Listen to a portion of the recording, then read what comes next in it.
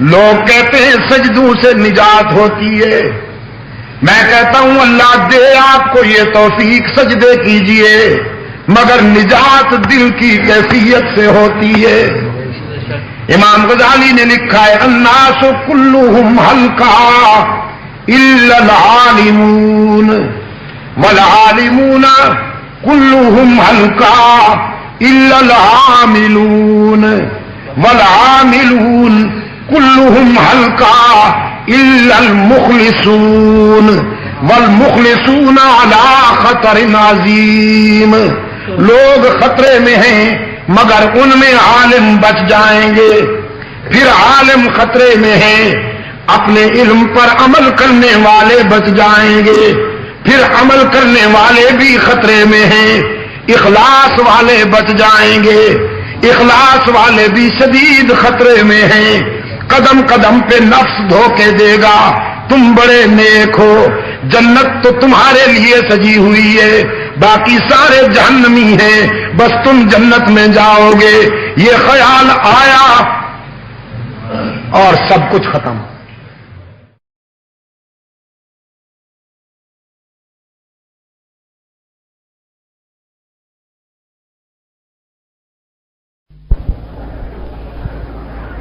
الحمد لله حمدا كثيرا كما أمر،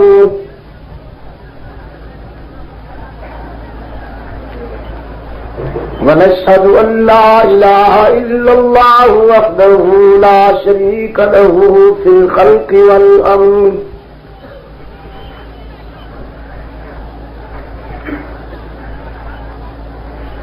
إرغاما لمن جاهد به وكفر،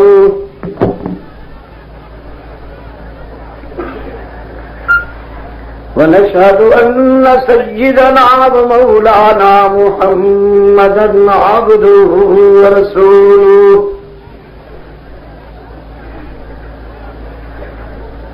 المبعوث إلى الأسود والأحمر لتتميم مكارم الأخلاق،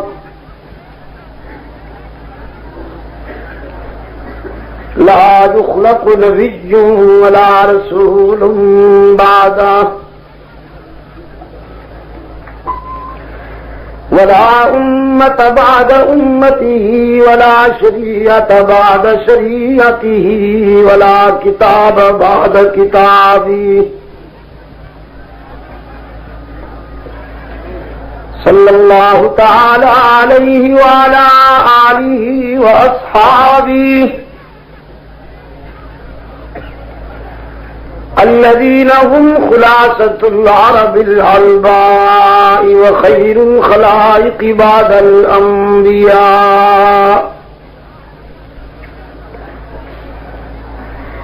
وهم كالنجوم في السماء للاهتداء والاقتداء، وهم مفاتيح الرحمة ومصابيح الغرر. أعوذ بالله من الشيطان الرجيم، بسم الله الرحمن الرحيم.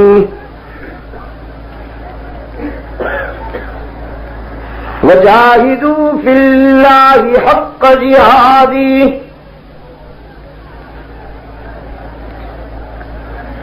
واجتباكم وما جعل عليكم في الدين من حرج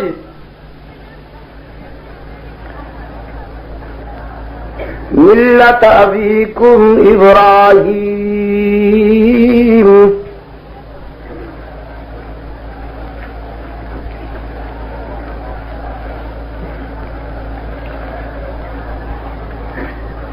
قال النبي صلى الله عليه وسلم: من رأى منكم أمرا منكرا فليغيره بيده، فإن لم يستطع فبلسانه، فإن لم يستطع فبقلبه، وذلك أضعف الإيمان.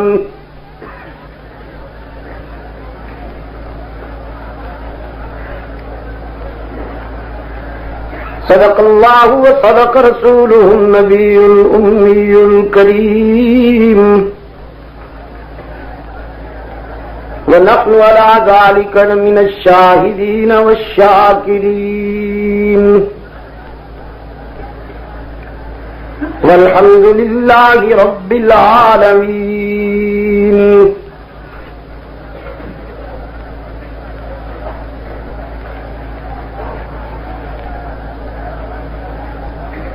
صدر جلسہ علامہ ابو طاہر محمد اسحاق خان صاحب کشمیری ثم مدنی،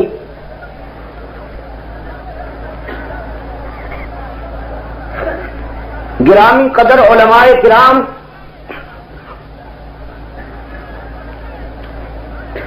او زما گورنو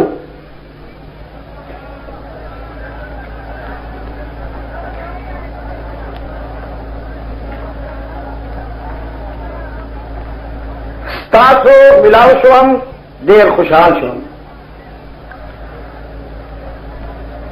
جمعیت علماء اسلام العین کے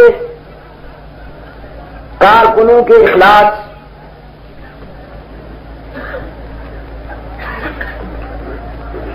اور جمعیت اہل سنت و جماعت متحدہ عرب امارات کے قائدین کی وساطت سے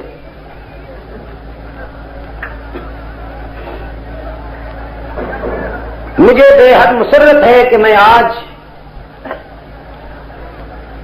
23 فروری 1984 کو یہاں مرکزی جامع مسجد العین میں فرزندان اسلام کے اس عظیم اجتماع سے مخاطب ہوں. اللہ سے دعا کرتا ہوں کہ دعوت و تبلیغ کی نسبت سے ہونے والی اس ملاقات کو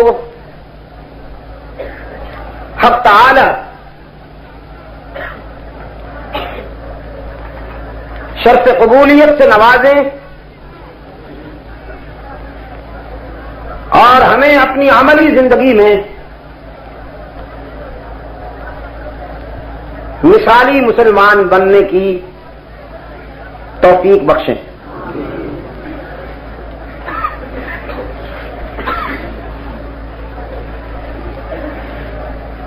کتاب اللہ سے میں نے آپ کے سامنے جو حصہ تلاوت کیا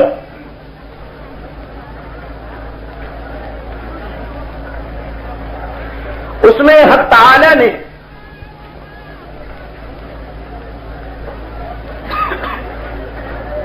فرزندان اسلام کو دعوت عمل دیتے ہوئے فرمایا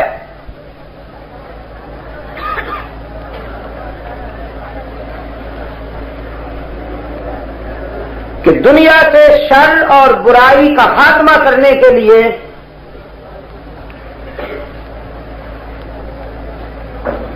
حق و صداقت کا پرچم اونچا رکھنے کے لیے مظلوم کی حمایت اور ظالم کا ہاتھ روکنے کے لیے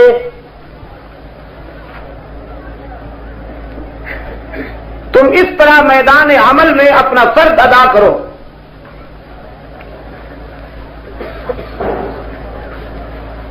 جس طرح کے تمہارے شایان شان ہے.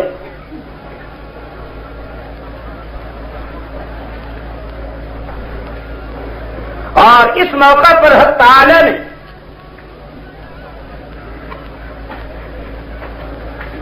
فرزندان اسلام کو وہ نسبت یاد دلائی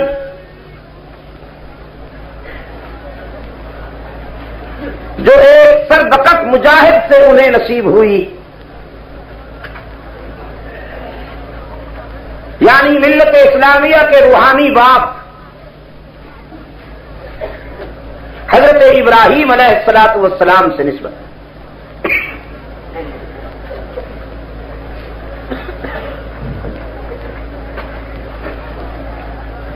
رب العالمین نے فرمایا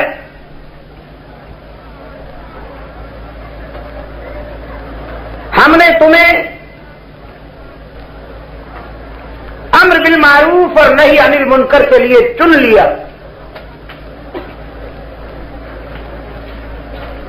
اور تم تم پر کوئی بوجھ ایسا نہیں ڈالا کہ جو تم اٹھا نہ سکو.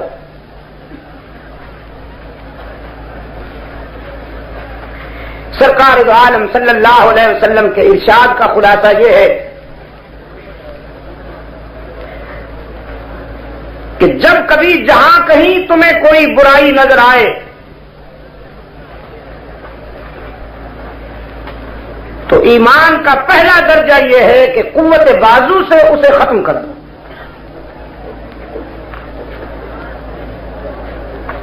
اور اگر ایسا نہ کر سکتے ہو تو زبان سے اس کی نفی کرو. لیکن اگر ایسا بھی نہیں کر سکتے تو پھر دل میں اسے برا سمجھو. لیکن یہ بالکل ضعیف سا درجہ ہے ایمان کا کہ برائی کے خلاف عملی جہاد کرنے کے بجائے دل میں کرتے رہیں اور محض دل میں ہی اسے برا سمجھنے پر انحصار کریں.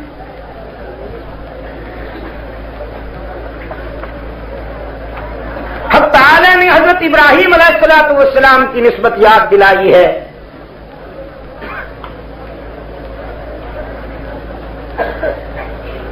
اور ابراہیم علیہ السلام کی زندگی ایک مجاہد کی زندگی ہے.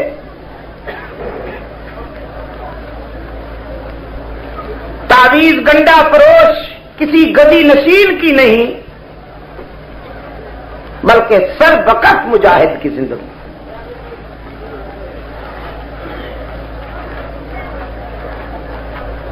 وہ تنہا انسان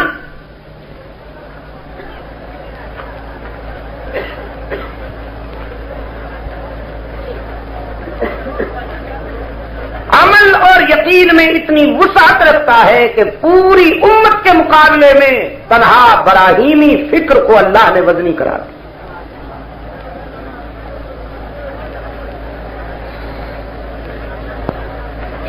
فرمایا ان ابراہیم کان امۃ قانتا للہ حنیفا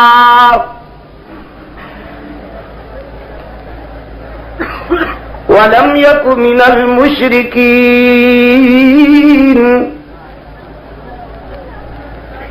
شَاكِرًا لِأَنْعُمِهِ اجْتَبَاهُ وَهَدَاهُ إِلَىٰ صِرَاطٍ مُسْتَقِيمٍ.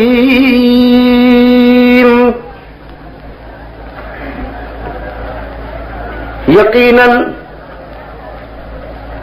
اکیلا ابراہیم ایثار اور قربانی کی اتنی تاریخ رکھتا ہے پوری امت بھی اس قدر ایثار نہیں کر سکتی, اتنی قربانی نہیں دے سکتی جو تنہا ابراہیم نے دے دی.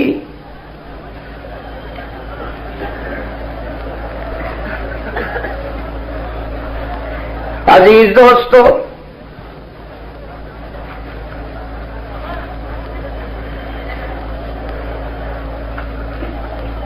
حق و صداقت کے موقف کی سربلندی کے لیے کبھی ابراہیم علیہ السلام وطن چھوڑ رہا ہے,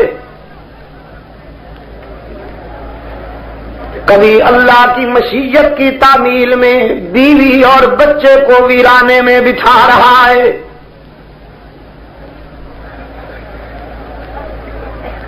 حکم آیا وطن چھوڑ دیجئے, شام چلے جائیے. یہ نہیں کہا الہ العالمین کیوں وطن چھوڑ دوں, یہاں میری برادری ہے, املاک ہے, خاندان ہے, وطن تو بہت محبوب ہوتا ہے. لیکن نہیں, ادھر حکم آیا, ادھر اپنے آبائی وطن کو خیر باد کہہ کر مہاجر بن کر فلسطین پہنچے.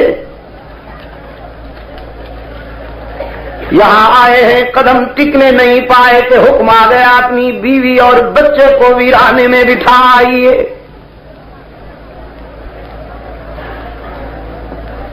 یہاں بھی کیوں نہیں فرمائے بیوی کو ساتھ لیا، لختے جگر کو سینے سے لگایا، ویرانے میں بٹھائے،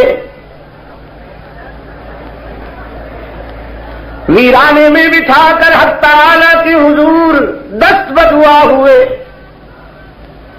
فرمایا ربنا انی اسکنت من ذریتی بواد غیر ذی زرع عند بیتک المحرم الہ العالمین، محض تیری رضا کے لیے، تیری خوشنودی کے لیے اپنی متاع قلب و جگر ویرانے میں بٹھا رہا ہوں، اور دیکھ اس لیے نہیں بٹھا رہا ہوں کہ جہاں یہ جھنڈیاں لگائے اور میرا بیٹا مجاور بن کے بیٹھ جائے، تعویذ گنڈے کا کاروبار کرے، لوگوں سے نذرانے لے لے کر بیلنس بنائے، ربنا لیقیموا الصلاۃ، اسے اس لیے بٹھا رہا ہوں کہ تیرے ذکر کی اور نماز کی اور تسبیح کی دنیا میں بہار آ جائے، فَجَعَلْ أَفْئِدَةً مِّنَ النَّاسِ تَهْوِي إِلَيْهِمْ، میں اسے اکیلا چھوڑ کر جا رہا ہوں، تو اسے اکیلا نہ رہنے دیجیو، اپنے بندوں کے قلوب کو میرے لخت جگر کی طرف متوجہ کر دیجیو، وَارْزُقْهُم مِّنَ الثَّمَرَاتِ لَعَلَّهُمْ يَشْكُرُونَ،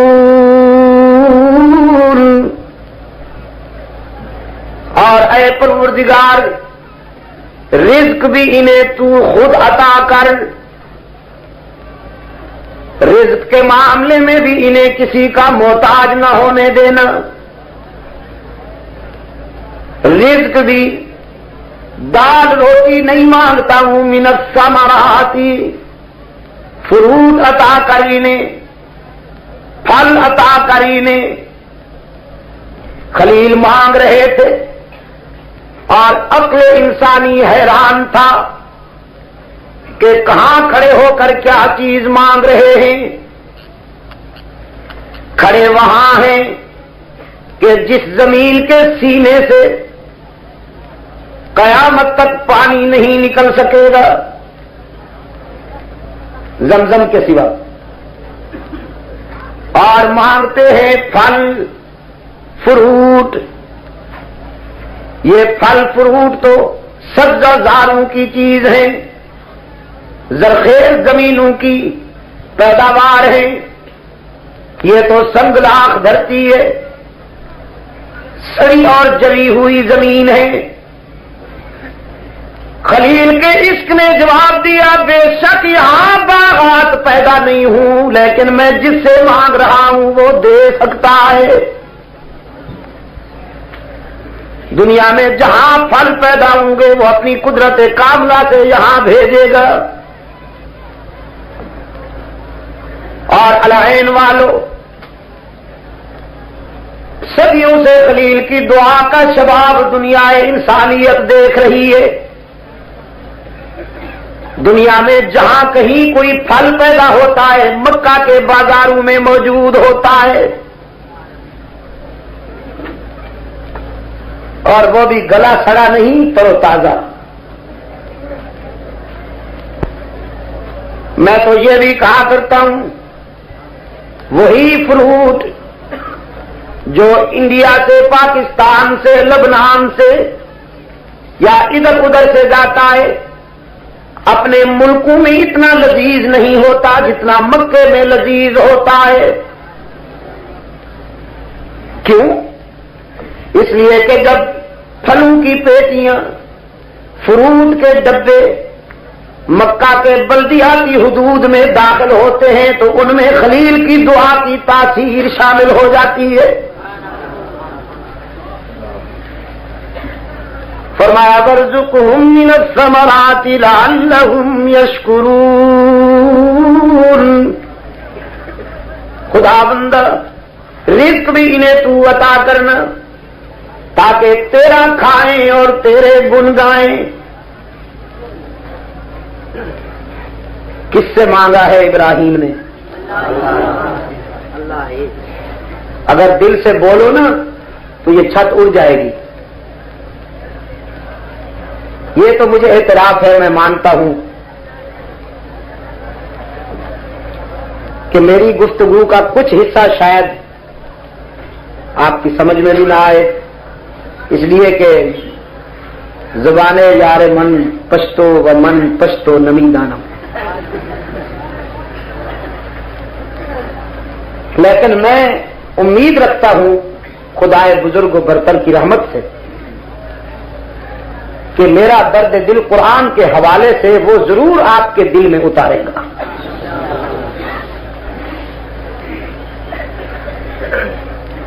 فرانس کا ایک جزیرہ ہے ریونین، وہاں پر مجھے جانے کا جب اتفاق ہوا، اب جو وہاں کی نیو جنریشن ہے، نئی نسل ہے، وہ نہ عربی سمجھتے ہیں، نہ انگلش سمجھتے ہیں، نہ اردو سمجھتے ہیں، نہ گجراتی سمجھتے ہیں، کوئی زبان نہیں سمجھتے، صرف فرینچ سمجھتے ہیں. لیکن میرے ہر جلسے میں شرکت کرتے تھے. میں نے وہاں 10 دن گزارے اور ان 10 دنوں میں تقریباً 16-17 جلسے ہوئے دن رات کے. ہر جلسے میں تعداد بڑھتی گئی. تو میں نے ان سے پوچھا جب آپ سمجھتے نہیں اردو میں میری بات تو آپ کیسے تشریف لاتے ہیں؟ وہ کہنے لگے آپ کی اردو تو ہمیں سمجھ میں نہیں آتی، لیکن آپ قرآن فرینچ میں پڑھتے ہیں وہ ہماری سمجھ میں آتا ہے. مطلب یہ کہ قرآن کو ہم سمجھ سکتے ہیں. اس لیے مجھے یقین ہے کہ میرا درد دل قرآن کے حوالے سے اللہ تعالیٰ آپ کے دل میں ضرور اتاریں گے. میرے عزیز دوستو، اس کی منشا کی تعمیل میں بیوی اور بیٹے کو ویرانے میں بٹھا دیا، اور پھر جب اس نے چاہا تو لخت جگر کی قربانی کا بھی عزم کر لیا.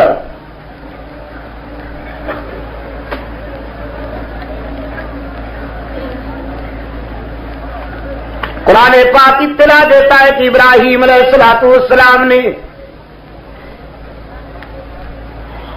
اپنے بیٹے کو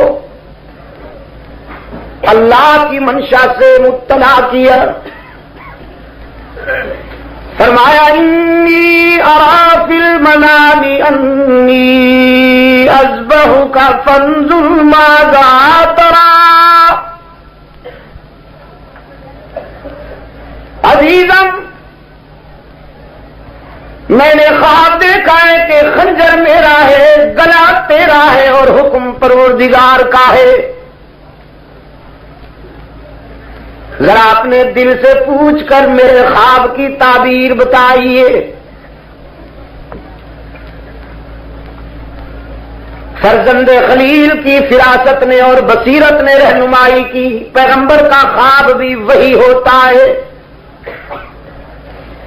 فرمایا یا آبتی افعل ما تؤمر. جب اللہ کی منشا یہی ہے تو پھر مشورے کی کوئی گنجائش نہیں رہی. افعل ما ترى نہیں فرمایا، افعل ما تؤمر. آپ وہی کیجئے جو آپ کو حکم ملا ہے. رہی میری بات تو میں کم سن ضرور ہوں لیکن بالغ نظر ہوں. ستجدنی انشاء اللہ من الصابرین. آپ مجھے صبر کرنے والوں میں سے پائیں گے. عزم پختہ صحیح، ارادہ پختہ صحیح، لیکن پھر بھی اسماعیل کے آداب دیکھیے. انشاءاللہ ضرور کہا.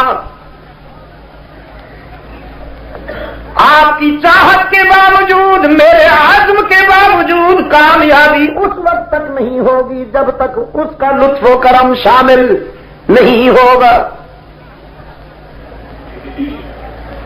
ستجدنی انشاءاللہ من الصابرین.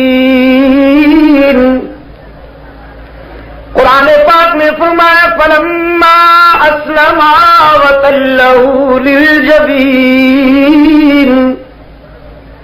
دونوں تیار ہو گئے، ابراہیم خنجر چلانے کے لیے، اسماعیل گلا کٹوانے کے لیے. دونوں تیار ہو گئے اور اسماعیل نے اپنے آپ کو سپرد کر دیا منشاء خداوندی کے.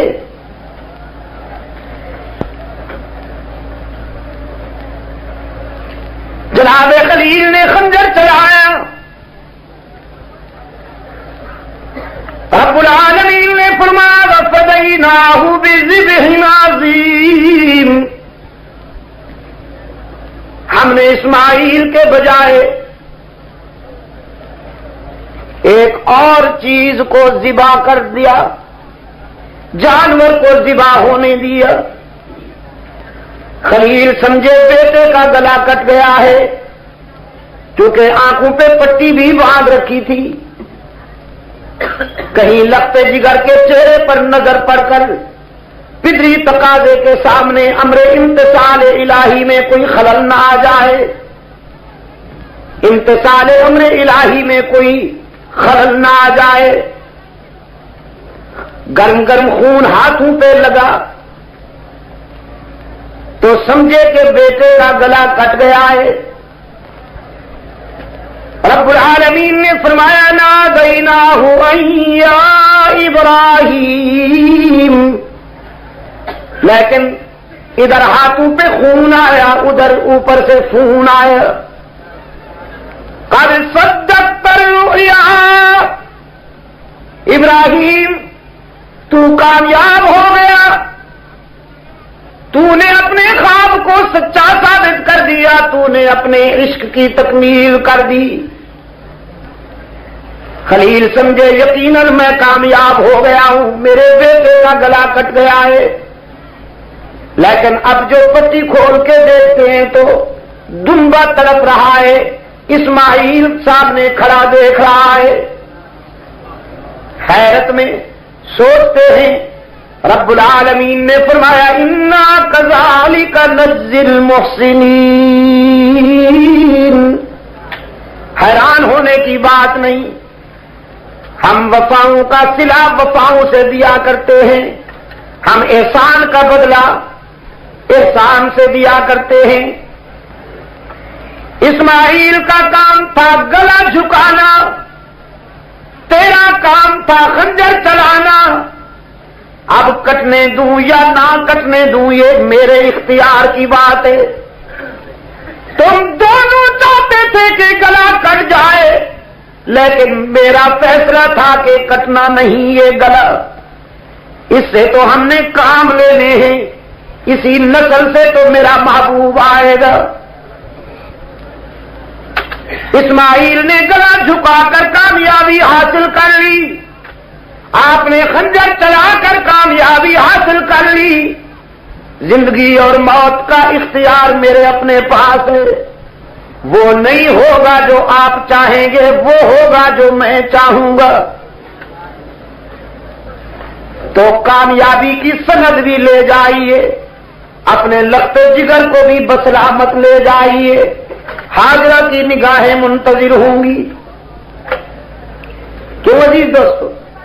وطن چھوڑ دیا، بیوی اور بچے کو ویرانے میں بٹھائے، لخت جگر کے گلے پہ خنجر بھی چلا دیا نا.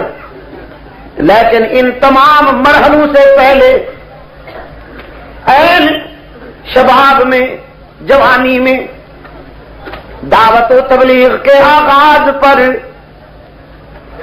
باطل قوتوں سے ٹکرائے، باطل قوتوں سے ٹکرائے، آستانہ پرستوں سے ٹکرائے، مجاوروں سے ٹکرائے۔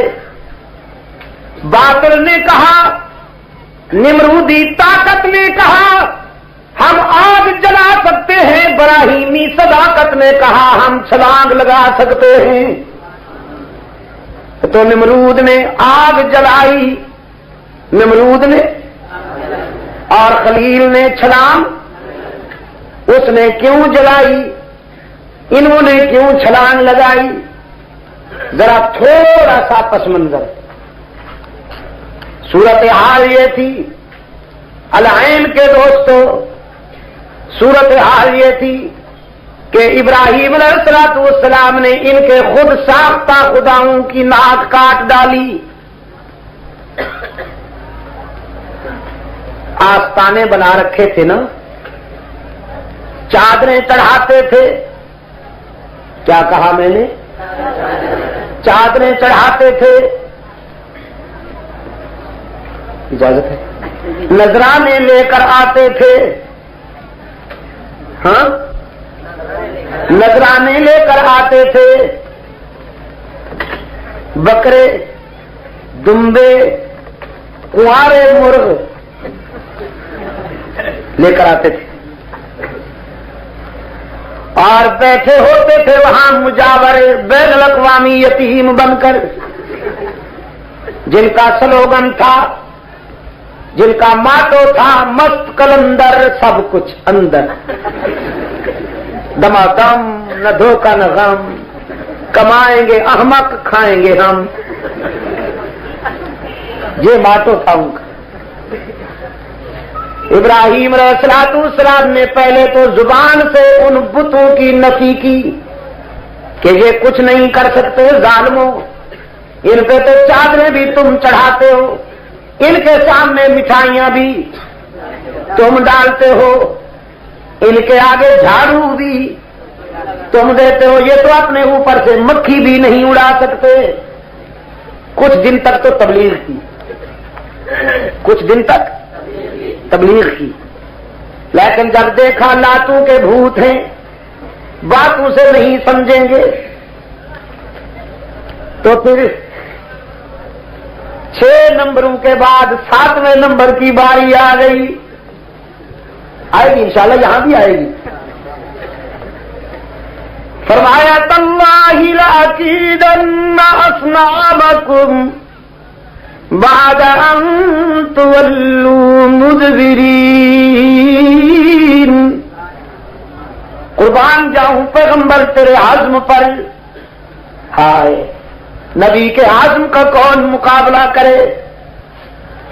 کوئی مصلحت گوارا نہ کی، بچ بچاؤ کے لیے، بچنے کے لیے کوئی عافیت پسندانہ مصلحت گوارا نہ کی، اعلان کر دیا اگر تمہیں میری بات سمجھ میں نہیں آتی تو اب ہاتھوں سے ثابت کروں گا کہ یہ تمہارے خود ساختہ آستانے، خود ساختہ بت، تمہارے بنائے ہوئے مشکل کشا حاجت روا کارساز کوئی حیثیت نہیں رکھتے، کچھ بھی نہیں کر سکتے۔ اب عمل سے بتاؤں گا، جو زبان سے کہتا رہا ہوں اب قوم کہنے لگی واہ جی واہ، ہم جو موجود ہیں، آپ ہمارے خداؤں کو ہاتھ تو لگا کر دیکھیے، ہماری موجودگی میں آپ ہمارے خداؤں کو کیسے ہاتھ لگائیں گے، ہم جو ان کے محافظ موجود ہیں۔ العین کے دوستو، خدا ملاحظہ فرمائیے جن کی حفاظت قوم کر رہی ہے۔ ابراہیم علیہ السلام نے فرمایا بعد ان تولوا مدبرین،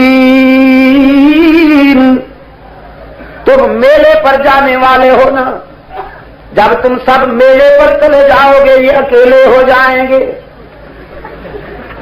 تم میلے پر چلے جاؤ گے یہ اکیلے ہو جائیں گے۔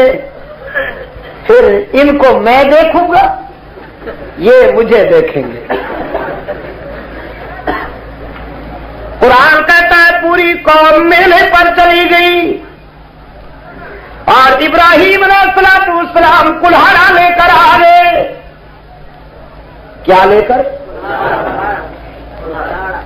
کلہاڑا لے کر لے، تسبیح لے کر نہیں۔ آپ کا خیال یہ ہے جگمگاتے ہوئے منکوں پہ اللہ اللہ کیا جا سکتا ہے؟ نہیں، تلوار، تیر و کمان اور کلہاڑے اور بندوق سے بھی اللہ اللہ کیا جا سکتا ہے۔ نعرہ تکبیر، لیکن فرق یہ ہے کہ چمکتے ہوئے دانوں والی تسبیح پر اللہ اللہ کرنے سے جاتا کچھ نہیں، سلامتی رہتی ہے۔ اور یہ دوسرے قسم کا جو اللہ اللہ ہے، اس میں رسک لینا پڑتا ہے۔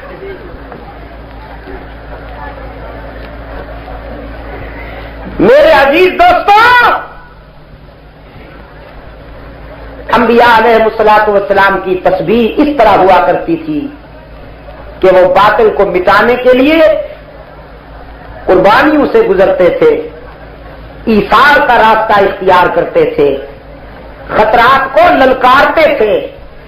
ان کے دن اور راتیں جہاد میں گزرتی تھیں اور یوں تسبیح کا حق ادا ہوتا تھا۔ اور اب فنکار بیٹھ جاتے ہیں 5000 دانوں والی تسبیح جو قیامت تک ختم نہ ہو۔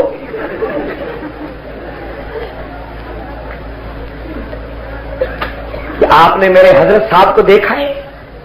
نہیں، آج 10,000 دانوں والی تسبیح ہے حضرت کی،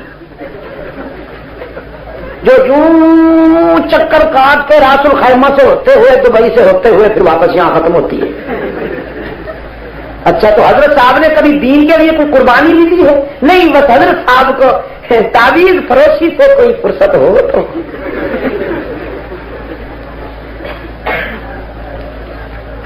میرے عزیز دوستو، اللہ کے ذکر اور تسبیح کا حق کس طرح ادا ہوتا ہے کہ باطل کی سرکوبی کے لیے خطرات کو للکارو۔ کلہاڑا لے کر آئے ہیں حضرت خلیل، اور آ کے دیکھا بت سجے ہوئے ہیں، چادریں ڈلی ہوئی ہیں، اور سامنے رکھی ہیں سویٹ، مٹھائیاں۔ صورتحال کچھ اس طرح کے بڑا بت درمیان میں، چھوٹے بت جانبین میں، کناروں پہ۔ یہ چھوٹا بت، پھر اس کے ساتھ بڑا، پھر اس سے بڑا، پھر اس سے بڑا، پھر اس سے بڑا، پھر اس سے بڑا، پھر اس سے بڑا، اور درمیان میں سب سے بڑا۔ یہ گویا ایک طرح کی کمپنی بنا رکھی تھی اور سامنے رکھی تھی بتوں کے سامنے کھڑے ہو کر سب سے پہلے تو انسانی ذہن کی پستی پر افسوس کیا۔ انسان بھی کیسا عجیب ہے، دینے پہ آ جائے تو بتوں کے آگے مٹھائیاں ڈال دیتا ہے، سنگ دل بن جائے تو یتیموں کے آنسوؤں پہ بھی رحم نہیں کرتا، ڈالنے پہ آ جائے تو بتوں پہ اطلس و کمخاب کی چادریں ڈال دیتا ہے، سنگ دل بن جائے تو بیوہ کے سر پہ چادر نہیں ڈالتا۔ پھر بتوں کو خطاب کرتے ہوئے فرمایا الا تأکلون، یہ کھانے کی چیزیں ہیں ظالموں، کھاتے کیوں نہیں؟ کھاؤ نا۔ طنز تھا خلیل اللہ کا، طنز تھا ان کی بے زبانی پر، ناتوانی پر، ورنہ پتہ تھا حضرت ابراہیم علیہ السلام کو بھی کہ یہ کھانے پینے والی شے نہیں ہے۔ فرمایا لا تأکلون، کھاتے کیوں نہیں؟ وہ کیا جواب دیتے؟ قرآن کہتا ہے فَضَرَبَ ضَرْبًا بِالْيَمِينِ، اب مجاہد نے ایکشن شروع کیا، ایکشن شروع کیا۔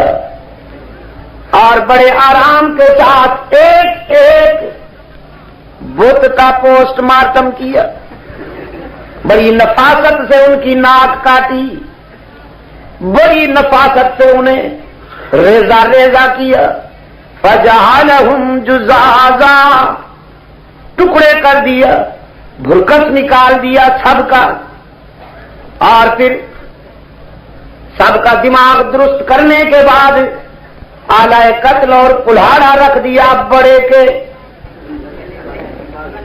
کندھے پر۔ جزاک اللہ۔ الہ العالمین اس بڑے کو کیوں نہیں ختم کیا؟ رب العالمین فرماتے لعلہم الیہ یرجعون، اس بڑے کو اس لیے چھوڑ دیا تاکہ قوم جب واپس آئے تو اپنے چھوٹوں کی تباہی کا حال بڑے سے پوچھے کہ پریزیڈنٹ صاحب آپ کے ہوتے ہوئے یہ کمپنی تباہ ہو گئی۔ حضرت ابراہیم علیہ السلام اپنا کام پورا کر کے چلے گئے،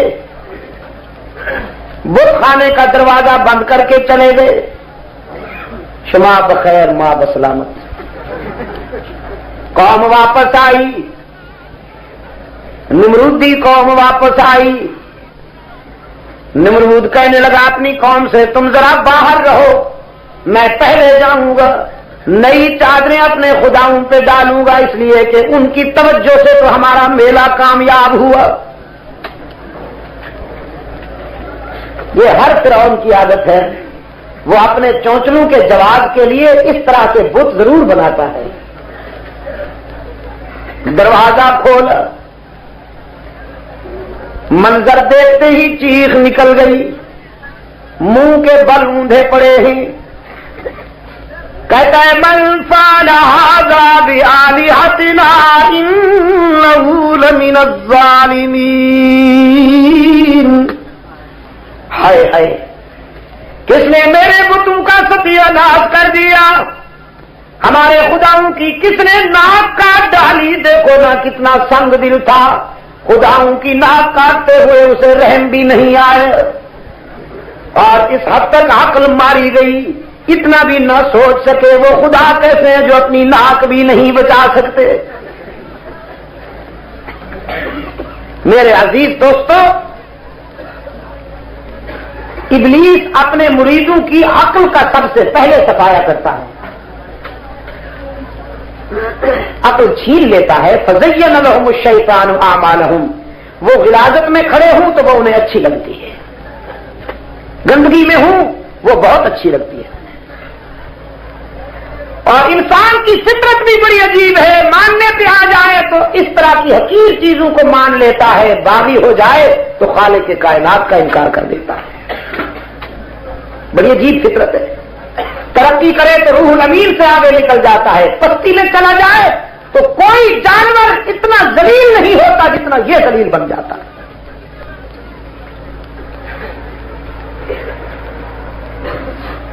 میرے عزیز دوستو، کچھ نوجوانوں نے نمرود سے کہا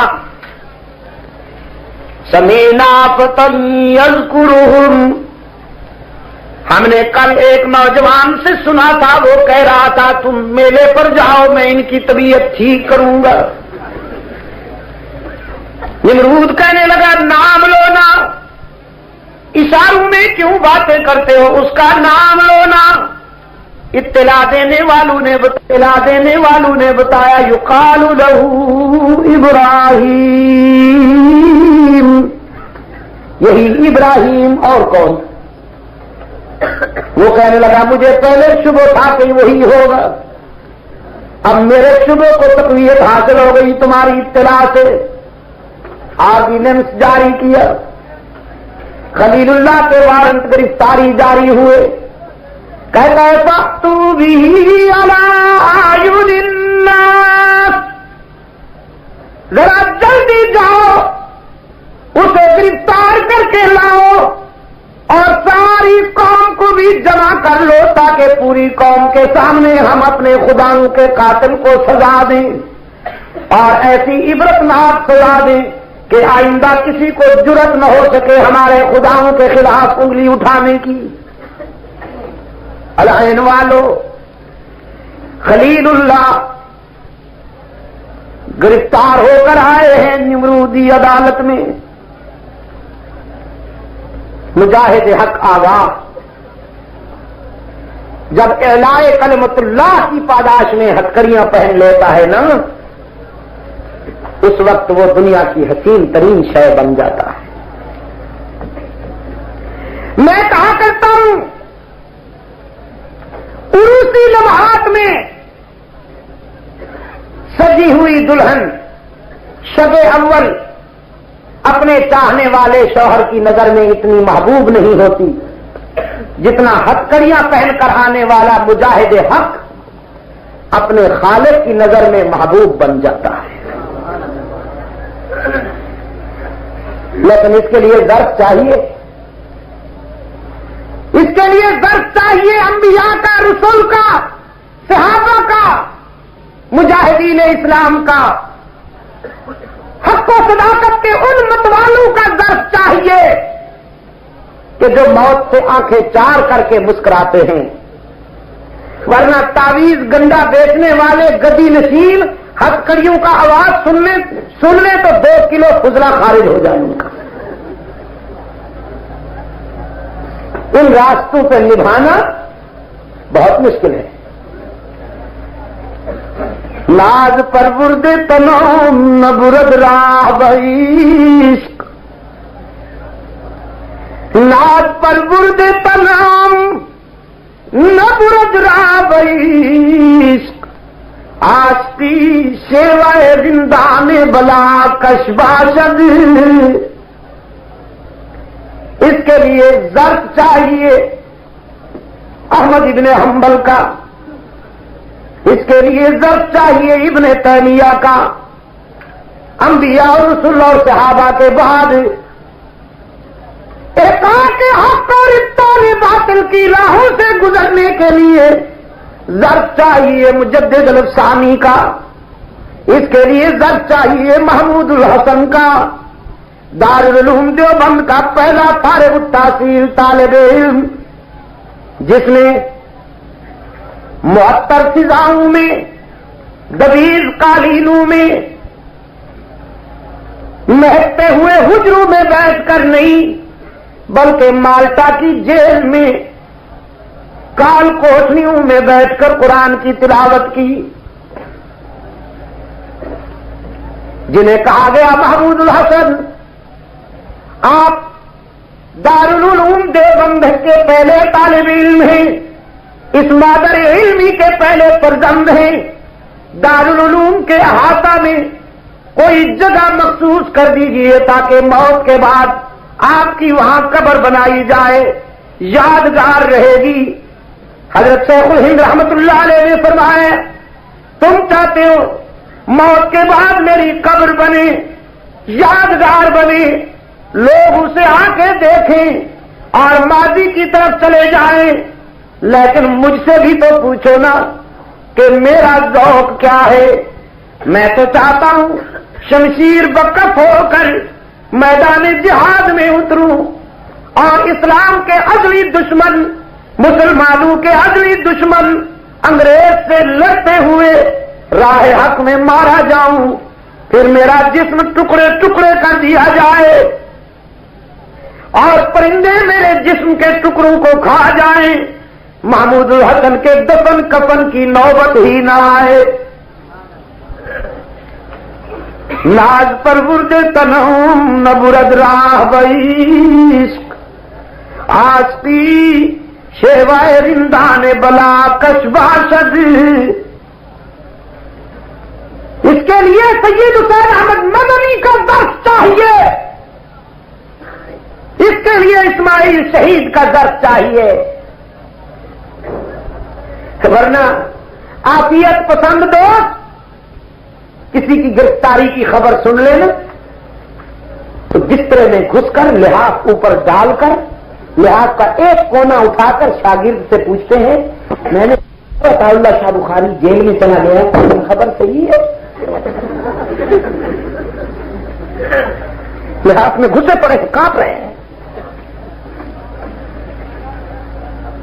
میں نے پتہ نہیں اس دن کہاں سنایا ہے، حضرت شاہ اسماعیل شہید رحمت اللہ علیہ کے لشکر میں اس قسم کے ایک نواب قسم کے مولوی صاحب کو شوق ہوا کہ میں بھی مجاہد بن کر شامل ہو جاؤں. شاہ شہید رحمت اللہ علیہ سے وہ کہنے لگا مجھے بھی بھرتی فرما لیجیے، قبول فرما لیجیے. حضرت شاہ صاحب رحمت اللہ علیہ نے جب اس کے وجود کا جائزہ لیا اور دیکھا تو فرمایا نواب صاحب ہمیں تو کوئی انکار نہیں ہے، آپ بے شک مجاہدین میں بھرتی ہو جائیے، اللہ آپ سے کام لے، لیکن مجھے خطرہ ہے کہ آپ جہاد کی راہوں میں نبھا نہیں سکیں گے، یہ کانٹوں کا سفر ہے. وہ کہنے لگا جی آپ نے ہمیں کیا سمجھ رکھا ہے، ہم آپ سے بھی کمزور ہیں، ہمیں دین کی کوئی طرف نہیں ہے. شاہ صاحب نے فرمایا نہیں نہیں آپ ہم سے بہت اچھے ہیں، ضرور تشریف لائیے. انہیں قبول فرما لیا حضرت شاہ صاحب نے اور مجاہدین سے کہا کہ نواب صاحب کا کھانا ہمارے ساتھ ہوگا، یہ کھانا ہمارے ساتھ کھائیں. اس پر نواب صاحب اور زیادہ خوش ہوئے کہ دیکھو صاحب مقدر کی بات، کل آ رہا ہوں، آج یہ اعزاز نصیب ہو گیا، یہ عزت حاصل ہو گئی کہ کھانا بھی رئیس المجاہدین کے ساتھ کھاؤں گا. مقدر کی بات، بڑا خوش. اب جو دسترخوان بچھا اور کھانے کے لیے سب حضرات بیٹھ گئے، نواب صاحب بھی بیٹھ گئے. پہلے تو کھانے کو دیکھ کر طبیعت اکتا گئی، اس لیے کہ وہ بس واجبی سا دال ساگ ہی تو تھا، کوئی وہ قیمہ بھری کچوریاں، کریلی کی دال، ماں ادرک و لوازمات، ہاں جی کوئی برفی، کوئی بل کھاتی ہوئی جلیبیاں، کوئی فیرنی، کوئی دودھ کا برف کھانا. یہ بھی ایک صاحب گزرے ہیں جنہوں نے مرتے ہوئے یہ وصیت کی تھی کہ ان چیزوں سے میرے لیے فاتحہ دیا جائے اور ہو سکے تو میرے وارث جو ہیں وہ یہ ساری چیزیں میری قبر پہ لایا کریں. اور دعویٰ کیا عاشق رسول ہونے کا. اور یہ خیر سے ایسے عاشق ہیں کہ بڑے صغیر میں انہوں نے اپنے سوا کسی کو مسلمان نہیں رہنے دیا. کفر کی مشین چلائی. الطاف حسین حالی پہ کفر کا فتویٰ، علامہ جوہر پہ کفر کا فتویٰ، اکبر الہآبادی پہ کفر کا فتویٰ، عنایت اللہ مشرقی پہ کفر کا فتویٰ، مصر جناح پہ کفر کا فتویٰ، اقبال پہ کفر کا فتویٰ، خواجہ حسن نظامی پہ کفر کا فتویٰ، حضرت تھانوی رحمت اللہ علیہ اور یہ علماء دیوبند ان پہ تو سب پہ کفر کا فتویٰ، مولانا ظفر علی خان پہ کفر کا فتویٰ. انہوں نے جب سنا کہ مجھ پہ بھی کفر کا فتویٰ لگ گیا ہے تو چیخ اٹھے. انہوں نے ایک ربائی لکھ ماری، کوئی ترکی لے گیا تھا، کوئی ایران لے گیا، کوئی دامن لے گیا، کوئی گریباں لے گیا، رہ گیا تھا نام باقی فقط اسلام کا، وہ بھی ہم سے چھین کر احمد رضا خان لے گیا. انہوں نے یہ وصیت کی کہ مرتے وقت یہ چیزیں میری خبر پہ لائی. لیکن یہ دسترخوان تو شاہ شہید رحمت اللہ علیہ کا تھا.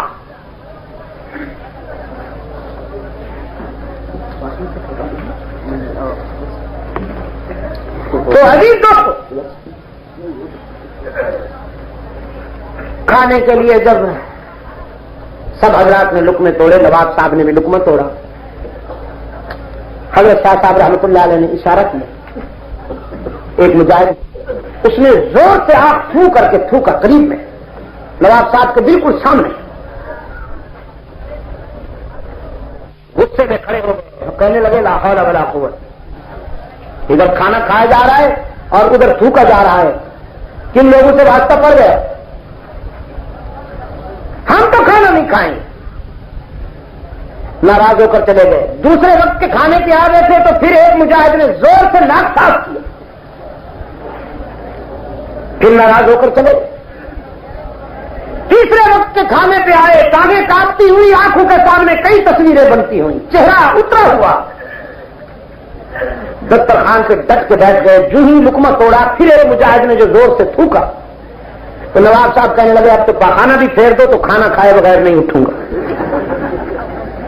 اس لیے جو 3 وقت کا فاقہ ہو چکا ہے, میدے میں چوہے رکھ کر رہے, مرنے کے قریب آ گیا ہوں, تم یہ تھوک کر اور ناک صاف کر کے تم مجھے کھانے سے معلوم رکھنا چاہتے ہو, اب نہیں چھوڑوں گا. حضرت شاہ صاحب رحمۃ اللہ علیہ نے فرمایا اصل میں نواب صاحب بات یہ ہے, ہم آپ کی دل آزاری نہیں کر رہے, ہم آپ کو یہ بتا رہے ہیں کہ یہ میدان جہاد ہے, یہاں یہ ناز نخرے نہیں چلیں گے. اس میں جان ہتھیلی پر رکھ کے چلنا پڑتا ہے تو یہ نزاکتیں کہاں چلیں گی؟ عزیز دوستوں, برے صغیر کی تاریخ گواہ ہے, جب کبھی جہاں کہیں دین کے لیے قربانی دینے کا وقت آیا, اللہ نے یہ توفیق انہی درویشوں کو عطا کی. کبھی شاہ ولی اللہ رحمت اللہ علیہ, کبھی شاہ عبد العزیز رحمت اللہ تعالی علیہ, کبھی شاہ اسماعیل شہید رحمت اللہ تعالی علیہ, کبھی امداد اللہ مہاجر مکی رحمت اللہ تعالی علیہ, کبھی سید عطا اللہ شاہ بخاری رحمت اللہ تعالی علیہ, اور کبھی مفتی محمود رحمت اللہ تعالی علیہ. جب کبھی باطل سے ٹکرانے کا وقت آیا, یہی درویش جانے ہتھیلی سے رکھ کے میدان میں آئے. ارے تکبیر! کچھ لوگوں نے دین کے نام پہ مال کھایا, علماء دیوبند نے ہمیشہ دین کے لیے مار کھائی. کچھ تعویذ فروش رہے, لیکن یہ درویش ہمیشہ سر فروش رہے. میرے عزیز دوستوں, صہیونی اور نصرانی مشنریز نے جب بڑے صغیر پہ یلغار کی, اللہ تعالیٰ نے مولانا محمد الیاس کے دل میں بات ڈالی. خدا کی کروڑوں رحمتیں ہوں اس درویش پر. آج ان کا لگایا ہوا پودا گلشن بن گیا ہے اور پوری دنیا اسلام معطر ہو رہی ہے محمد الیاس کے لگائے ہوئے دعوت و تبلیغ کے پودے.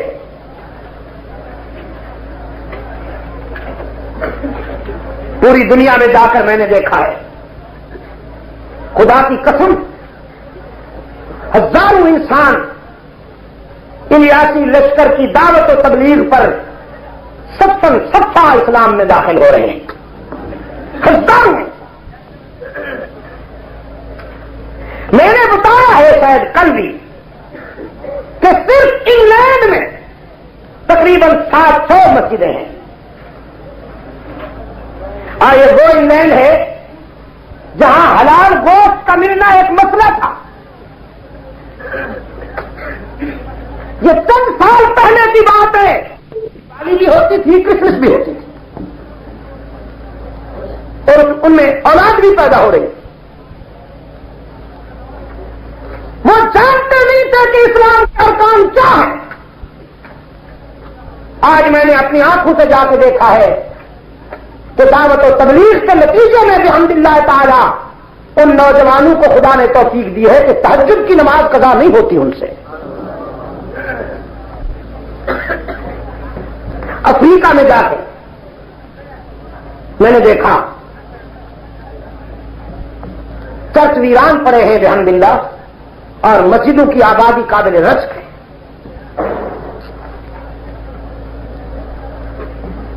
ہمارے مبلغین الیاسی لشکر کے رضاکار جنگلوں میں, برف باری میں, یورپ کے ان راستوں پر کہ جہاں موٹر وے پر آتی جاتی ٹریفک کا سیلاب رہتا ہے, ان کے کناروں پر بسترے اٹھا کر رحمت للعالمین کی سنت کو زندہ رکھنے کے لیے لوگوں کے دروازوں پہ دستک دیتے ہیں اور جا کر ان تک حق کی آواز پہنچا رہے ہیں. الحمدللہ یہ دیوبند کا فیض ہے. حضرت تھانوی رحمت اللہ تعالی علیہ نے سینکڑوں کتابیں لکھ کر منشا رسول کو سلیس زبان میں لوگوں تک پہنچایا. آج وہ کون سا مسلمان ہے جو اردو سمجھتا ہو اور اس کے گھر میں بہشتی زیور نہ ہو؟ مگر بحمداللہ بہشتی زیور کا انگلش میں بھی ترجمہ ہو چکا, گجراتی میں بھی ترجمہ ہو چکا, عربی میں بھی ترجمہ ہو چکا، فرینچ میں بھی ترجمہ ہو چکا، اور دنیا کی درجنوں زبانوں میں اس کا ترجمہ ہو رہا ہے۔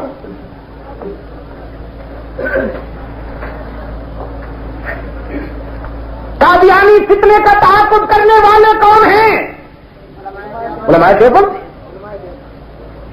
خدا کی رحمت ہوں مولانا داؤد غزنوی، اللہ کے لطف و کرم کی گھٹاوٹ سے حضرت سید انور شاہ کاشمیری اور حضرت بخاری رحمت اللہ علیہ پر، اور پھر سن 74 کی تاریخ کے ہیرو مفکر اسلام، اسلامی انقلاب کے داعی حضرت مولانا مفتی محمود پر خدا کی کروڑوں رحمتیں ہوں، حضرت مولانا محمد یوسف بنوری پر، اور توحید و سنت کے شہدائی حضرت مولانا غلام اللہ خان مرحوم پر۔ پاکستان کی تاریخ گواہ ہے، قربانی دینے کا وقت آیا اور باطل سے ٹکرانے کا وقت آیا تو یہی درویش آگے آگے۔ اسمبلی میں مرزا ناصر ملعون غلام احمد قادیانی کے موقف کو سچا ثابت کرنے کے لیے اتنی کتابیں لے کے آئے، اور کئی گھنٹے اس نے اسمبلی میں تقریر، پگڑی بندھی ہوئی، شیروانی لگی ہوئی، شلوار سفید، اتنی داڑھی۔ تو ممبران اسمبلی نے دیکھا تو کہنے لگے یہ تو بڑا شریف آدمی ہے، تو چہرے پہ تو بڑا اس کے وہ ہے، چمک ہے۔ چہروں کی چمک کام نہیں آتی، دل کی روشنی کام آتی۔ پاکستان سے میں جب یورپ کے دورے پہ جا رہا تھا، میرے ساتھ والی سیٹ پر ایک جاہل دوست بیٹھا ہوا، کہنے لگا حضرت شاہ صاحب آپ نے میرے پیر کو دیکھا ہے؟ میں نے کہا نہیں، میں نے تو نہیں دیکھا، کیوں کوئی خاص بات ہے؟ کہنے لگے حضرت آپ کبھی دیکھے نا، ہائے چہرہ چمکتا ہے، ایسا چمکتا ہے جیسے شعلہ۔ جب میں نے پہلی مرتبہ اس کو دیکھا تو بس میں فریفتہ ہو گیا۔ میں نے کہا دل پھینک واقع ہوئے ہو، چہرے کی چمک سے بات نہیں بنتی۔ ابو لہب اتنا حسین تھا، اس کا حسن اتنا شعلہ بار تھا کہ ماں نے اس کو ابو لہب کہا، شولوں کا باپ، لیکن وہ جہنم کا ایندھن بن گیا۔ اور بلال حبشی تھا، سیاہ فام تھا، آنکھیں چھوٹی تھیں، ہونٹ موٹے تھے، چہرے پہ ماتا کے داغ تھے، قد بھی چھوٹی تھی، رحمت للعالمین کی نسبت اور غلامی سے وہ اتنا حسین بن گیا کہ وہ جنت کا وارث ہے، ابو لہب جہنم کا ایندھن ہے۔ کہنے لگا بس تو پھر آپ وہاں بھی معلوم ہوتے ہیں، اور میں نے کہا تم گلابی معلوم ہوتے ہیں۔ جہاں کہیں کسی نے عقل کی بات کی فتویٰ لگ گیا تم وہاں بھی معلوم ہوتے۔ میں نے کہا تمہارے دماغ کی خرابی معلوم ہوتی۔ اب جو ہم وہاں لندن میں اترے ہیتھرو ایئرپورٹ پر، جب ہم امیگریشن لاؤنج میں پہنچے تو وہاں سب انگریز کھڑے ہوئے، میں نے اس کو پکڑا، میں نے کہا ادھر آ، وہ میرے قریب، میں نے کہا یہ دیکھو سب چمکتے ہوئے چہرے ہیں، یہ تیرے پیر سے بھی سینئر ہے، اب ان کو اپنا پیر مان لے۔ بڑا شرمندہ ہوا بیچارہ۔ میرے عزیز دوستو، چہرے کی چمک نجات کا معیار نہیں ہے، دل کی روشنی نجات کا معیار ہے۔ بعض حضرات کہتے ہیں جی بس وہ قرآن نے ابو لہب کو چاہے کچھ کہا ہو لیکن ہمیں نہیں کہنا چاہیے، آخر حضور کا چچا تو تھا۔ کچھ ایسے بھی ہیں، کراچی میں ایک مولوی صاحب کو صرف کسی وجہ سے امامت سے چھٹکارا مل رہا ہے، اس کو کہ اس نے تبت یدا ابی لہب وتب سورت پڑھی تھی مغرب کی نماز۔ اس مظلوم نے جب نماز میں یہ سورت پڑھی اور سلام پھیرا تو کمیٹی کے صدر صاحب نے قریب آ کے کان میں کہا مولوی صاحب آپ فارغ ہیں؟ اس مظلوم نے کہا انا للہ و انا الیہ راجعون، خونے نہ کردہ ہے مکسیرا نہ کشتا ہے۔ ہوا کیا؟ اس نے کہا تم نے نبی کے چچا کی توہین کی ہے۔ اس نے کہا انا للہ، میں حضور کے چچا کی توہین کر سکتا ہوں؟ انہوں نے کہا تم نے ابھی نماز میں کی ہے۔ وہ بیچارہ سوچ رہا تھا کہ وہ کہنے لگا تم نے وہ صورت نہیں پڑھی نماز میں جس میں حضور کے چچا کی توہین کا پہلو نکلتا ہے؟ اس نے کہا انا للہ، یہ تو سورہ لاب ہے، یہ تو اللہ تعالیٰ نے قرآن میں اتاری ہے، یہ تو قرآن کہتا ہے، خداوند عالم نے فرمایا۔ اس نے کہا خدا کہتا رہے تم کیوں کہتے ہو؟ اللہ بھی آپ نبی کو بشر کہتا رہے تم کیوں کہتے ہو؟ جاؤ چھٹ۔ بعض مولوی بھی بڑے ہوشیار ہوتے ہیں، بعض مولوی بھی بڑے ہوشیار ہوتے ہیں۔ ایک مولوی کو 6-7 مہینے تک تنخواہ نہ ملی، تنگ آ کے بیچارہ کمیٹی والوں سے کہنے لگا کچھ خدا کا خوف کرو، آخر میرے بچے ہیں، میں سفید پوش آدمی ہوں، میرے اخراجات ہیں، ضروریات ہیں، تنخواہ تو دیا کرو۔ کمیٹی کا صدر بڑا چالاک تھا، کہنے لگا مولوی صاحب آپ نے قرآن کریم کی وہ آیت پڑھی ہوئی ہے ان اللہ مع الصابرین؟ کہاں پڑھی تو ہے؟ کہنے لگا کہ جب آپ اس پہ صبر وہ عمل نہیں کریں گے تو ہم گناہگار کیسے عمل کریں گے، لہذا صبر کیجیے۔ مولانا صاحب نے فرمایا اچھی بات ہے میں صبر کروں گا، اپنا بستر تیار کر لیا اور مسجد سے جاتے ہوئے خدا حافظ کہا، فرمایا میں تو صبر کر لوں گا، آپ نے یہ جو 6-7 مہینے میرے پیچھے نمازیں پڑھی ہیں دہراتے رہنا، تب بے وضو پڑھائی تھی۔ ایسوں کا جواب تو ایسے ہی ہوتا ہے نا میرے عزیز دوست۔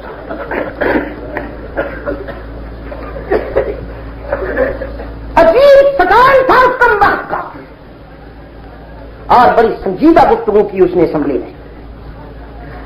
جب گھنٹوں کی تقریر ختم کر چکا تو اس وقت کا پرائم منسٹر جو اسمبلی کی اس وقت اسپیکر کی سیٹ پہ بیٹھا تھا،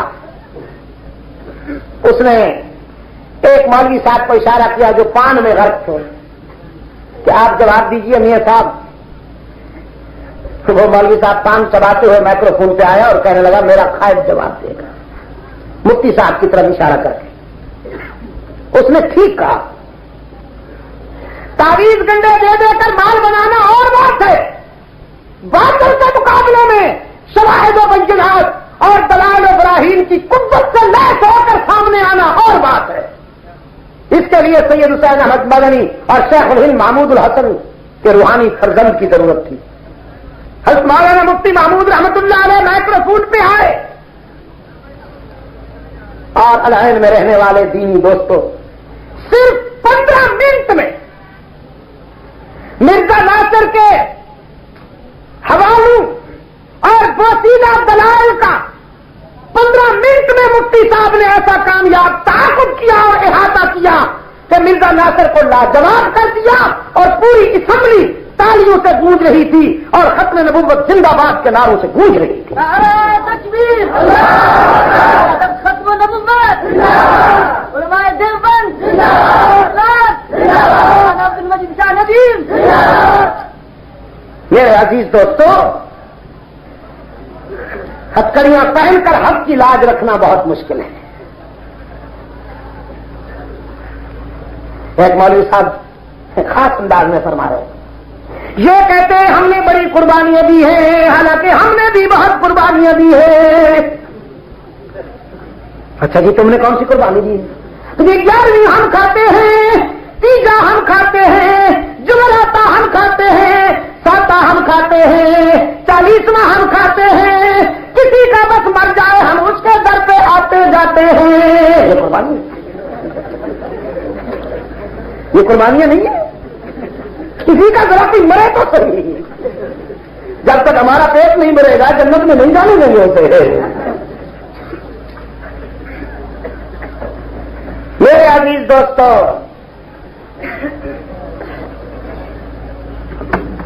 ہاتھوں میں ہتکڑیاں پہن کر آئے ہیں حضرت ابراہیم علیہ السلام، ہتکڑیاں سجا کے آئے ہیں، اور نمرود کہتا ہے انت فعلت هذا بآلهتنا یا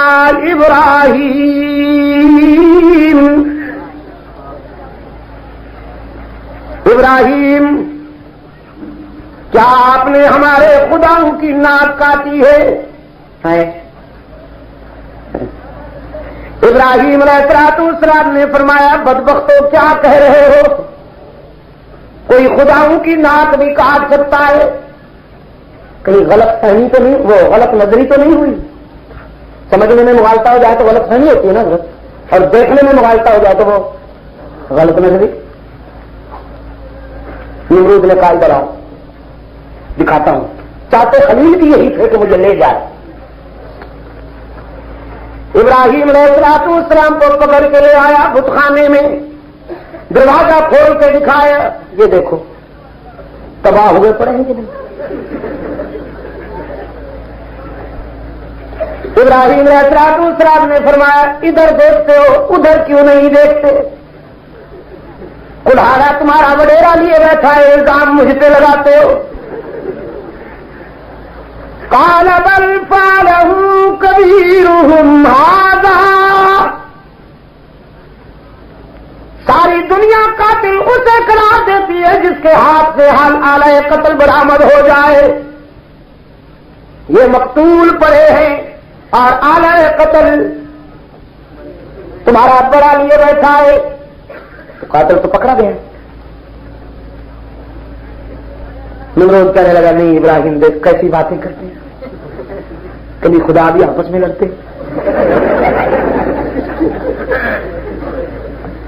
ابراہیم علیہ السلام نے فرمایا یہی بات تو میں کہتا تھا, ایک خدا ہو تو لڑائی کا سوال ہی پیدا نہیں ہوتا. وہ مختار کل جس طرح چاہتا ہے فیصلے کرتا ہے, نہ اسے کوئی روکنے والا نہ ٹوکنے والا. میرے ایک خدا کے تصرف میں ہے کائنات کا سارا نظام. اس کی مرضی پر ستارے چمکتے ہیں, اس کے حکم پر سورج روشنی لے کے آتا ہے, اس کے حکم پر چاند ڈوبتا ہے ابھرتا ہے, اس کے حکم پر صبح کو سویرا ملا ہے راتوں کو اندھیرا ملا ہے, اس کے حکم پر انادل چہکتے ہیں, سبزے مہکتے ہیں, گلشن مہکتے ہیں, پہاڑ سنجیدہ ہیں, ندیاں بہ رہی ہیں, سمندر موجزن ہیں, دریا متلاطم ہیں. تو اس کے نظام میں کوئی خلل دکھاؤ. ظالموں تم نے بنا رکھی ہے کمپنی, تو پھر ان کا جھگڑا ہو گیا, ٹینشن ہو گئی, فائٹنگ ہو گئی. نمرود کہنے لگا کوئی وجہ؟ خلیل نے فرمایا مٹھائی پہ لڑائی ہو گئی ہوگی. چھوٹے کہتے ہوں گے ہمیں بھی حصہ ملے, بڑے نے کہا ہوگا نہیں, بڑوں کے سامنے نہیں بولا کرتے, اور پھر غصہ آیا سب کا سفایا کر دیا. کہنے لگا کہ نہیں دیکھیے آپ تو ایسی باتیں نہیں کرتے. ابراہیم علیہ السلام نے فرمایا فَسَأَلُوهُمْ إِن كَانُوا يَنطِقُونَ. اگر میری بات پر اطمینان نہیں تو انہی سے پوچھ لیجئے, جو ناک کٹوائے پڑے ہیں ان سے پوچھ لیجئے ان کا قاتل کون ہے. اگر یہ بولنے والے ہیں ان کانو ينطقون.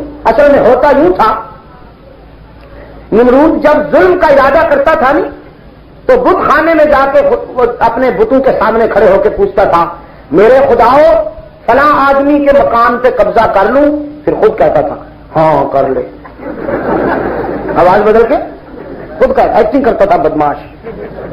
فلاں آدمی کے باغ پہ قبضہ کر لوں, ہاں کر لے.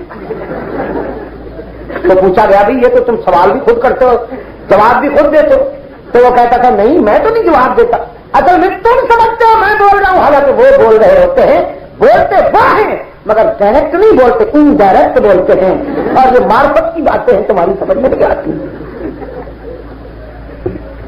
تو خلیل اللہ نے علاج بالمثل کیا کہ جب سے تم سے باتیں کیا ہی کرتے ہیں تو آج بتا دیں ان کا قاتل کون ہے. علاج بالمثل ہوتا ہے نا, میں سنایا کرتا ہوں دوستوں کو. ہمارا ایک پٹھان بھائی پشاور سے کراچی جا رہا تھا, اب اس نے لمبا سفر کرنا تھا تو سویا ہوا تھا سیٹ پر. گاڑی میں ایک گورا سوار ہوا, انگریز سوار ہوا. اس نے خان صاحب کو لیتا ہوا دیکھا تو قریب آ کے کہنے لگا خان صاحب تھوڑا سیٹ دیتا. انگریز کی اردو تو عجیب ہوتی ہے, جب انگریز اردو بولے تو یوں معلوم ہوتا ہے جیسے ابو جہل کلمہ پڑھنے کی کوشش کر رہا ہے. خان صاحب نے آنکھیں کھولی, پلٹ کے دیکھا تو انگریز کی طرف دیکھ کے کہنے لگا کہ ہم نے لمبا سفر کرنا ہے نہیں، الو کا پتہ ہے کہ ہم کو جگہ دیا، آرام سے کھڑے رہو، رخ پھیر کے سو گئے۔ انگریز موقع کی تار میں کہ ذرا یہ ادھر ادھر ہو تو پھر میں دوران سفر خان صاحب کو بیت الخلاء جانا پڑا، دفتر قادیان۔ یہ بیت الخلاء کیا ہے؟ دفتر قادیان۔ تو دفتر قادیان جانا پڑا تو اپنی پگڑی وہاں سیٹ پر بچھا کے چلے گئے۔ ان کے جاتے ہی انگریز نے پگڑی اٹھائی، اس کو گیند بنایا، کھڑکی سے باہر پھینکا اور سیٹ پہ بیٹھ۔ خان صاحب جب واپس آئے تو دیکھا بھئی سیٹ بھی جا چکی ہے تو پگڑی کہاں ہے؟ انگریز سے نہیں پوچھا، کسی مسافر سے پوچھا کہ ہمارا پگڑی کدھر ہے؟ تو مسافروں نے کہا اس بندر کے بچے نے باہر پھینکی ہے، کہیں ہمارا نہ پوسٹ مارٹم شروع کر دینا، اس خبیث نے باہر پھینکی۔ کہتا ایسا بات، اصل میں پٹھان اور انگریز کی عدل سے بن نہیں آئی۔ میں کہا کرتا ہوں یہ جو ہمارا سرحد کا اور فرنٹیئر کا علاقہ، وہاں انگریز نے کوئی فیکٹری کوئی ایسی چیز بننے نہیں دی، یہاں تک کہ پانی تک نہیں دیا۔ دریائے سندھ ان کے سینے پر گزر کے جاتا ہے، پنجاب اور سندھ کے علاقوں میں پانی آوارہ گردی کرتا ہے اور یہاں پانی کا ایک گلاس بھی میسر نہیں آتا، کہ جہاں 15-15 میل تک لوگ پانی حاصل کرنے کے لیے سفر کرتے ہیں۔ سزا بھی ہے نا انگریز نے ان کو۔ تو خیر خان صاحب جو ہے وہ زنجیر پکڑ کے کھڑے چپ کر کے ان اللہ مع الصابرین، کہ کبھی تو بھی اٹھے گا نہیں۔ اب سفر کے دوران انگریز کو بیت الخلاء کی طلب ہوئی تو وہ جاتے ہوئے اپنا ہیٹ رکھ گیا سیٹ پر۔ اس کے جاتے ہی خان صاحب نے ہیٹ اٹھایا، کھڑکی سے باہر پھینکا اور حسب ثابت لیٹ گئے سیٹ۔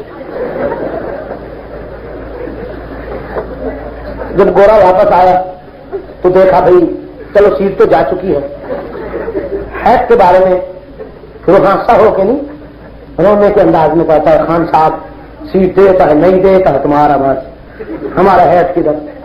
خان صاحب نے کہا چپ کر کے کھڑے رہو، تمہارے ہیٹ ہمارے پگڑی کو ڈھونڈنے کے واسطے گیا ہوا ہے، جب واپس آ جائے گا تو بتاؤں گا۔ وہ خیر تک نہیں آئے گا۔ اس کو علاج بالمثل کہتے ہیں، علاج بالمثل، جس کو فارسی میں اس کا ترجمہ کیا گیا ہے کلوخ انداز را پاداش سنگ، کلوخ انداز را پاداش سنگ، علاج بالمثل۔ تو سیدنا ابراہیم علیہ السلام نے بھی علاج بالمثل کرتے ہوئے فرمایا انہیں سے پوچھ لو، یہ تو تم سے باتیں کیا ہی کرتے ہیں نا۔ قرآن کہتا ہے نا قصور اوس، نمرودیت لاجواب ہو گئی، اور سیدنا ابراہیم علیہ السلام کے سامنے اعتراف کیا اس ظالم نے، کہتا ہے لقد علمت ما هؤلاء ينطقون،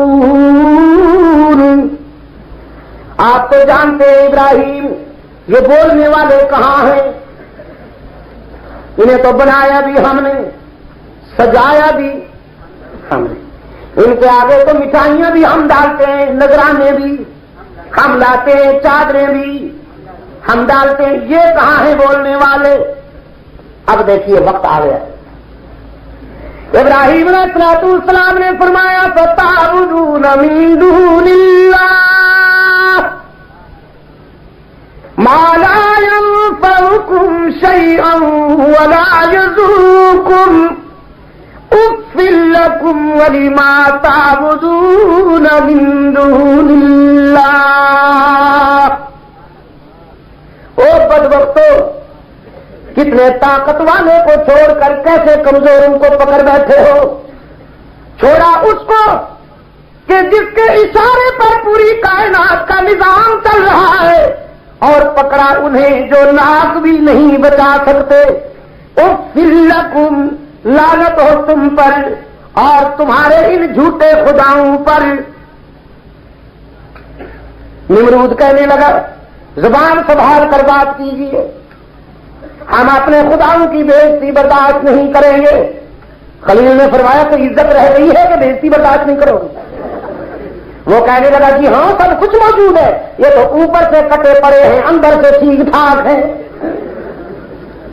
خلیل اللہ نے فرمایا نہ کچھ اندر سے بچا نہ باہر سے، بحمداللہ صفایا ہو گیا۔ نمرود کہتا ہے اچھی بات ہے، ہم ابھی بتاتے ہیں۔ حکم دیا اس نے اپنے کارکنوں کو، حریقو آگ جلاؤ، پھینکو اس کو شعلوں میں، وانصروا آلہتکم اور پکارو اپنے خداؤں کو۔ ہم دیکھتے ہیں اس کا ایک طاقت والا ہے یا ہمارے درجنوں۔ آگ جلائی گئی، شعلے بھڑکائے گئے، شعلے آسمان سے باتیں کر رہے ہیں اور ابراہیم مطمئن بیٹھے ہیں۔ نمرود حیرت اور تعجب کے ساتھ دیکھتا ہے خلیل کے چہرے کی طرف، کہتا ہے خلیل آگ بھڑک رہی ہے، تیرے لیے جلائی گئی ہے، گھبراتا کیوں نہیں؟ خلیل نے فرمایا میں کیوں گھبراؤں، کوئی لاوارث ہوں کہ گھبراؤں؟ تم آگ جلا سکتے ہو تو میرا بھی ایک وارث ہے جو اسے بجھا سکتا ہے۔ دشمن اگر کبھی اس نگہباں کبھی طرف تمہیں اپنی طاقت پہ ناز ہے، مجھے اپنے موقف کی صداقت پہ ناز ہے۔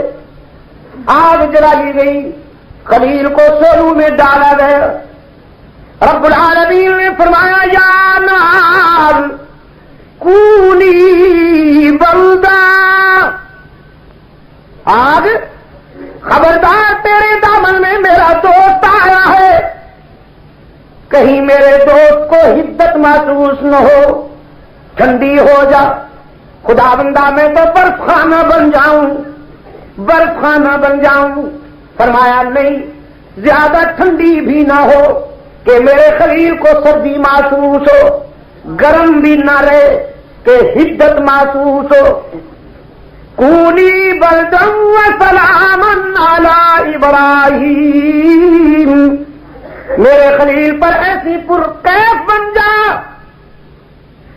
تیرا دامن اتنا لطیف بن جائے کہ خلیل کو دنیا کی بہاروں میں بھی وہ سکون نہ ملے جو تیرے انگاروں میں ملے۔ شعلوں میں مسکرا رہا ہے خلیل۔ کیا کہا میں نے؟ سمجھ رہے ہیں کہ نہیں سمجھ رہے؟ مولانا محمد اکبر صاحب سمجھ رہے ہیں کہ نہیں سمجھ رہے؟ مسکرا رہے ہیں کہ نہیں مسکرا رہے ہیں شعلوں میں؟